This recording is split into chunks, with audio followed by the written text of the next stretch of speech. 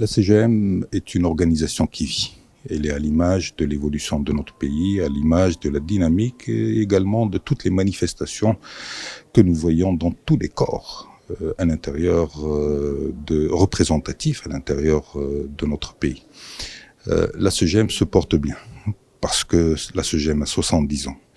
Parce que la CGM est une entreprise, est une organisation qui confédère toutes les fédérations et confédère également toutes les régions.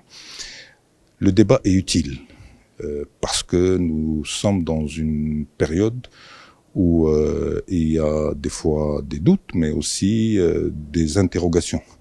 Et cela se manifeste également et s'exprime au niveau de cette organisation. La CGM aussi est une organisation qui vit et donc qui doit évoluer.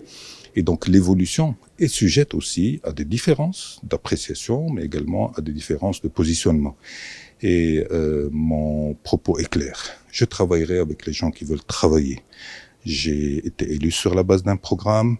Je travaillerai parce que c'est mon engagement vis-à-vis de mes électeurs. Je sais que la CGM a un rôle fondamental à jouer dans cette étape et dans cette phase pour donner de la visibilité économique, pour poser les vraies questions, pour travailler sur là où ça fait mal aux entreprises. Nous avons besoin d'entreprises en bonne santé. Nos entreprises ne sont pas en bonne santé.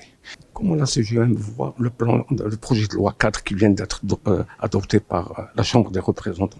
La CGM est favorable à tout ce qui est de nature, à renforcer les compétences et les capacités de nos enfants, les préparer pour un monde qui est un monde différent. Nous sommes au XXIe siècle.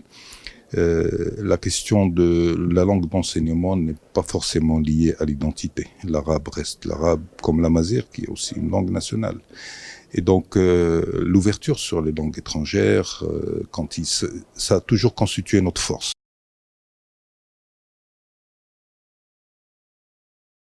Bien, c'est une visite pour faire un point d'étape. La CGM est un groupe parlementaire. Ce groupe parlementaire agit, interagit, assume sa part de responsabilité, reste un acteur présent dans la vie de la Chambre des conseillers. Et il est important de faire des bilans d'étape, mais aussi voir quelle est l'orientation sur la prochaine rentrée parlementaire concernant naturellement la vision du président de la Chambre. La CGM restera attachée à un principe qui est celui de travailler en bonne intelligence, sensibiliser sur les enjeux économiques, les enjeux sociaux, mais aussi sur les enjeux de l'investissement, de l'emploi.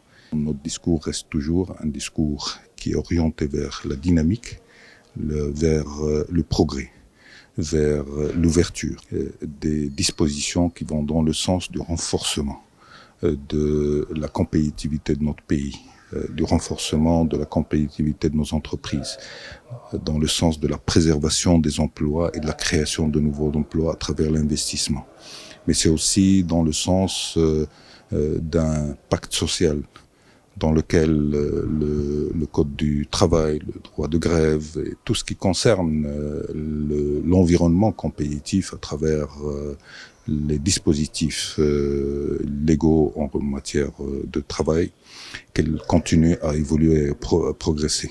La question du droit de grève et du code du travail est un sujet de la rentrée.